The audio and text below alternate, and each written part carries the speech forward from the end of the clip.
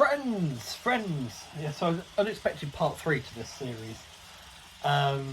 You may be getting a sneak peek down there.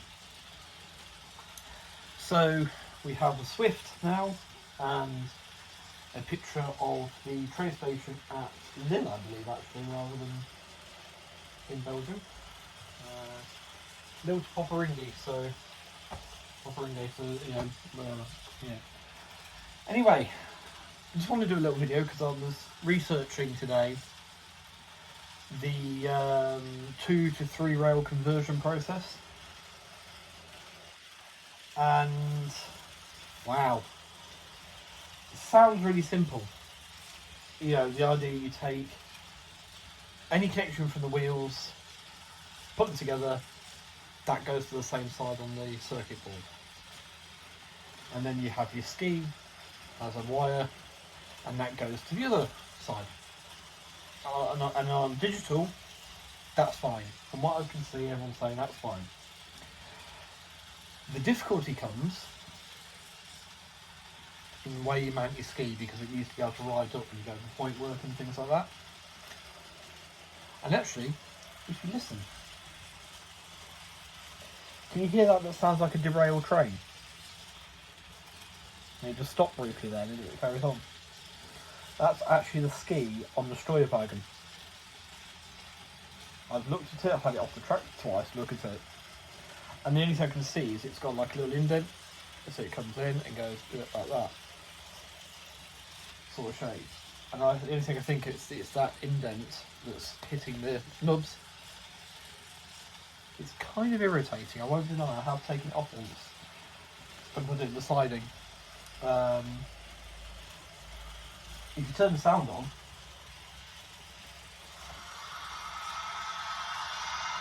it becomes a bit less obvious. But still there. So it's a bit strange because the locomotive doesn't do it. But oh well, yeah. So anyway, so the ski mounting, because it used to be able to ride up, that's where I hit a problem with the Pico set. You can get a ski for it, you can get that as a spare, you can get the wheels as a, well, one of the driving wheels as a spare, one of the driving wheel sets as a spare. But again, that's not too much of an issue, providing I can take the pickups from both wheel sets to both sides of the train, put them into one, and go to one. It doesn't matter, it's picking up from both sides of the track, because that's all going to the same point. As long as it ends at the right bit, that's good. That's fine. Now, Pico do, because this was all on Anthony's suggestion in a comment on the original video, to say that Pico probably do a version of the loco or do a version of it in 3-rail. And they do the G7 080 tender engine as a 3-rail in, I think it's Austrian and Prussian livery. They don't do the Belgian one. So okay, but what are the spares for those ones? And I can get just about everything I'd need except for the keeper plate underneath with the indent for the ski. So I hit a problem, friends. I hit a problem. And yeah, that problem is this. Now, I cut losses. I go, right, well, I've got a regional band set. Not ideal, but I can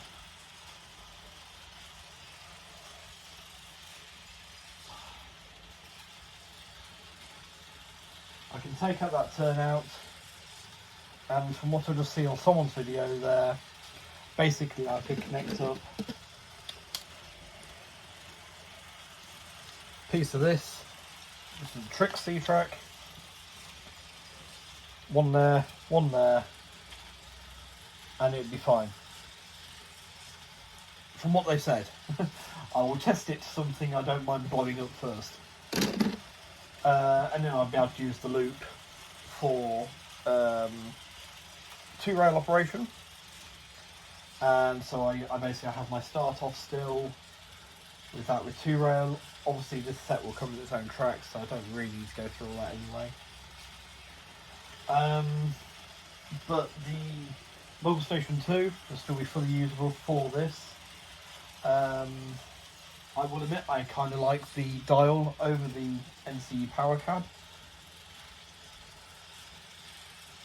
So I'm more than happy to still use that. If I can use the two rail, absolutely fine.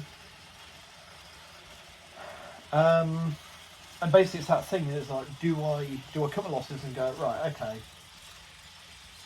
it's a bit irritating, but, you know, I've got a nice fancy controller out of it.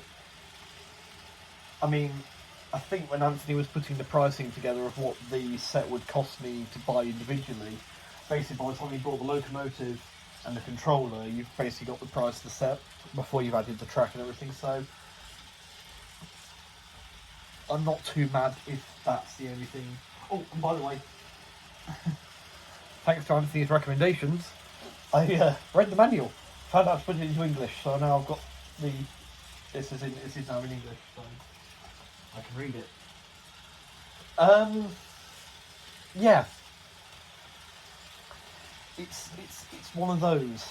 I'm afraid, because there are those few more engines for the SNCB in the two rail, so part of me is going, that's the sensible route, is to do the two rail thing.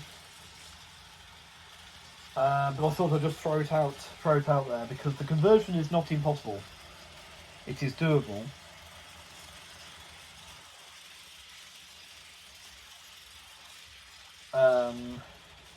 I would hate to think what the conversion would be the other way around for making this two rail. I mean, these two would be alright. The two centre coaches, they'd be fine. And my wagon, because you buy a replacement wheel set and swap them out. They're insulated. So once you do that, you can't run them as they are now. You wouldn't even want to attempt to do that. That'd be bad. That'd be very bad. But yeah, obviously then you've got the Stroy wagon, and the locomotive would be another issue. Same with the wagon here. So I've actually found you can buy on Lipper even a replacement set of wheels for this that actually are insulated from each other, so that I could use this on a two-rail system. That's really cool.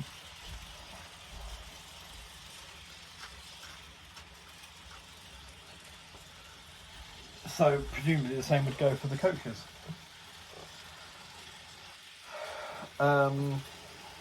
Yeah. It's what to do though. It's what to do. Obviously, I appreciate it's not going to be largely my thing. And just for anyone else that's wondering, setup. This is a multilingual book. So it's German first, then English, then French. Was it? No, it's. Oh, whatever. It's German, then English. Yeah. So operating locomotives. Just takes you through. Little setup, something about the history or something, building a baseboard, planning your layout, all that good stuff.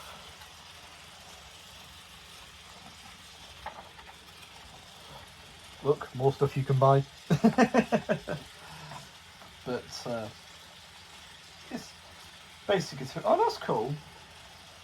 I've actually shown a Dutch loco there.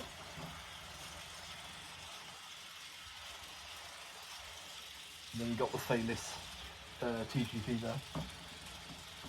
But yes, I do show. Right. So yes, that's the extra bits you get there.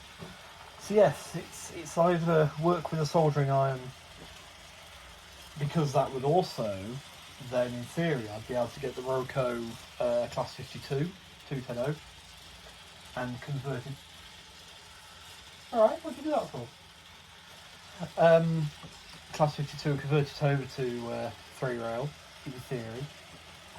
But the one I'd hit a stumbling block with would be the little 080 steam engine that I found on Lipper, which is a very nice surprise. But to my knowledge, there is no 3-rail version of it. I did go looking.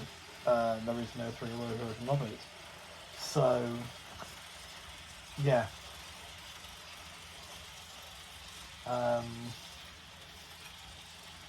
What would I do with this set if I was to? Well, obviously I'm going to continue using this. I'd probably continue using C-Track. Obviously having to get the Trix version of it, which I'm assuming I can get from Lipper. Because I like the C-Track and everything. But yeah, it's... I mean, technically that little 080 tag engine, as lovely as it is technically out of era. It's an Epoch 2, and I'm going for 3.4, so... Yeah.